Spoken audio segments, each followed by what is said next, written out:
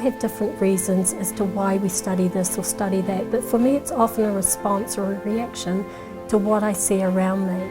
It's not just the victims and their families, you also look at the people who are perpetrating the harm. They have families, their families are impacted. You know, there's a lot of shame that goes with sexual violence. We're trying to bring it to the fore so that we can actually think about it, make changes. Thinking about it, bringing it to the fore means that victims can actually talk about what's happened to them.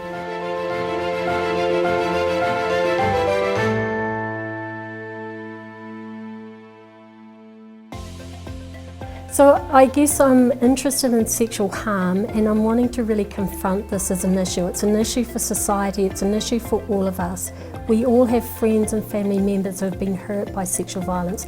We may have been hurt by sexual violence ourselves. So it's a really important issue that we tackle. My research interests in sexual harm are mainly related to how common it is, how prevalent it is. We're in a South African context, and I think in the context here you also have that problem in terms of sexual violence.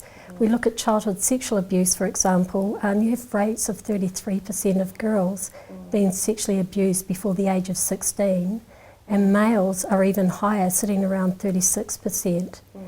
So I study it because I think it's something that impacts us all, whether it's directly because we are assaulted or indirectly because we know victims have been assaulted. It's not just the victims and their families, you also look at the people who are perpetrating the harm. They have families, their families are impacted.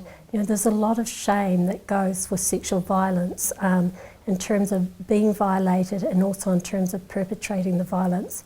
So to me this is a huge issue and it's an issue that we have to confront. It makes us uncomfortable and we'd rather not think about it. But I think people who are impacted don't have that opportunity to ignore it. A lot of research is focused on adult males against female victims. So what I'm looking at is, you know, what about these peculiarities or the lesser known types of offending? So what about female offending in particular?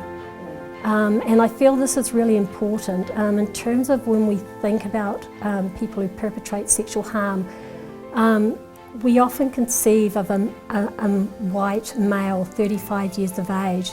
You know, we don't see that the offender or the person who perpetrates harm can also be a mother, can be a sister, can be an auntie, can be a female babysitter, can be an adolescent cousin. And I think we need to consider who can commit offence so that we're vigilant without being hyper-vigilant in relation to protecting our children and ourselves. If you're a victim and the harm or the sexual violence have been perpetrated against you by a female and then they get a lighter sentence or a lighter court outcome, it minimises what had happened to you. Maybe it means that people don't believe that you're actually abused by a female or that actually, you know, to even conceive of a female harming is not accepted. So it's very harmful for the victims. We know that how people respond to victims' disclosures of being hurt matters. If we're giving females lighter sentences, what are we saying? We're saying that the harm females do is not as great. We're not holding them to account. You know, we're not being just. So if you think of the principle of parity, which is the idea that similar sentences should not get disparate sentence outcomes. If the male and female sexual offending is similar, their sentence outcomes should be similar. A lot has been done around female survivors, the impact and the after effects. Male survivors have largely been invisible over a period of years, so it's now more that they're being recognised. And there's a number of specific characteristics around male survivors. You know, in terms of their masculinity, what that does to their masculinity, I'm a male, I'm meant to be strong, somebody has committed this offence against me. What does that say about my masculinity?